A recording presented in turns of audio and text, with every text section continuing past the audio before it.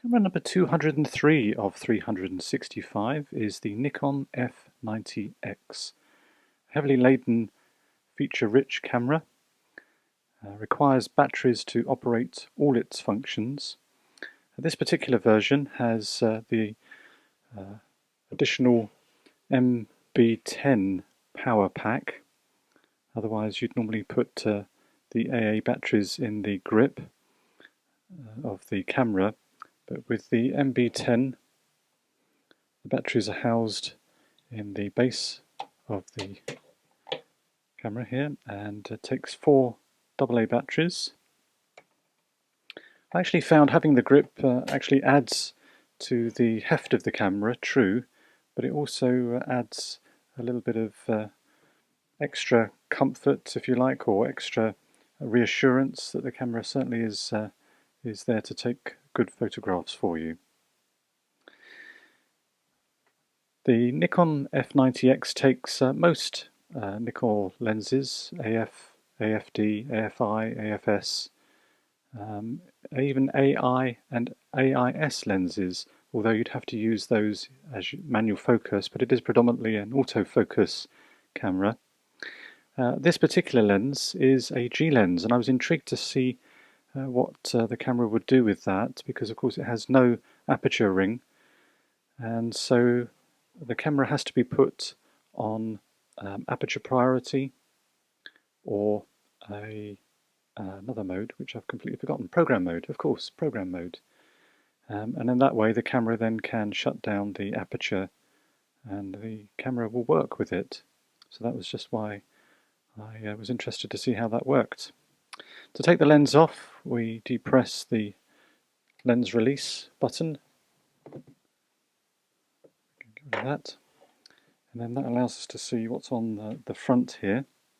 We have a flash synchronization port. There's a little port here which has a cover for a cable release. Mention the lens release. We have our button or switch to toggle through our manual focus, single focus and continuous focus modes. And then on the bottom here we have autofocus lock, and we even have another button here which is stop down lever or preview button, and that's pretty much it on the front. Around the side here and the back we have a button that allows us to illuminate our display,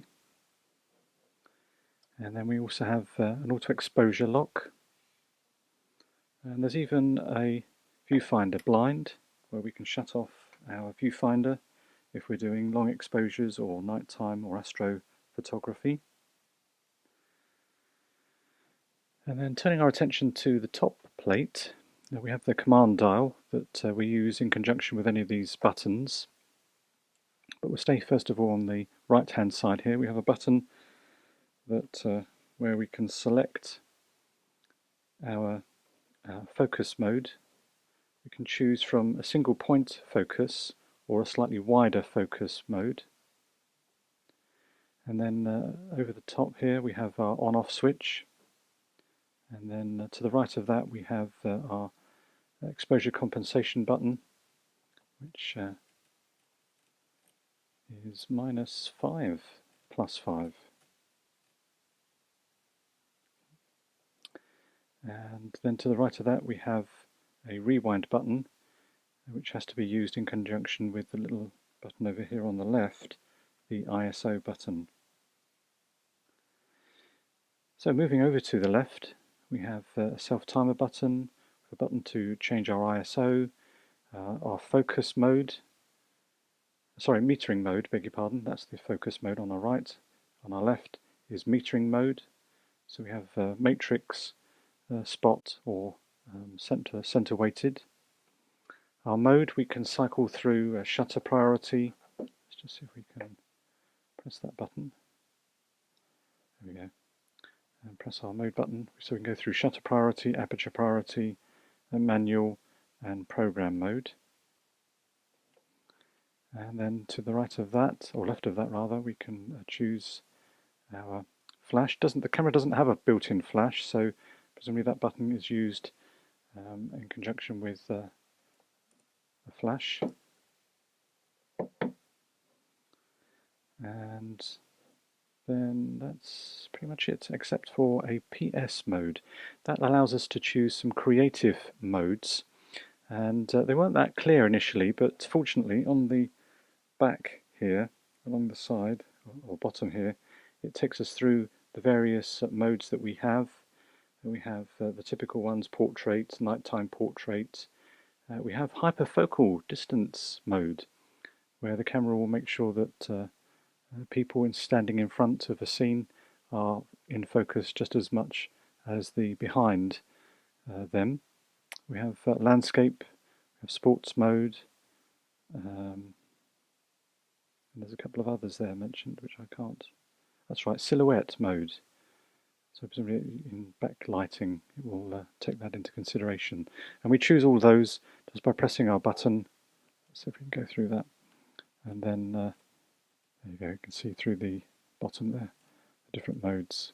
So if we're not sure, we just simply refer to them on the back. So clearly the camera is aimed at the serious amateur, or maybe even a backup camera for a pro at that particular time, because it has so many functions. We can do a factory reset if you like by pressing the two green buttons, and that takes us back to program mode.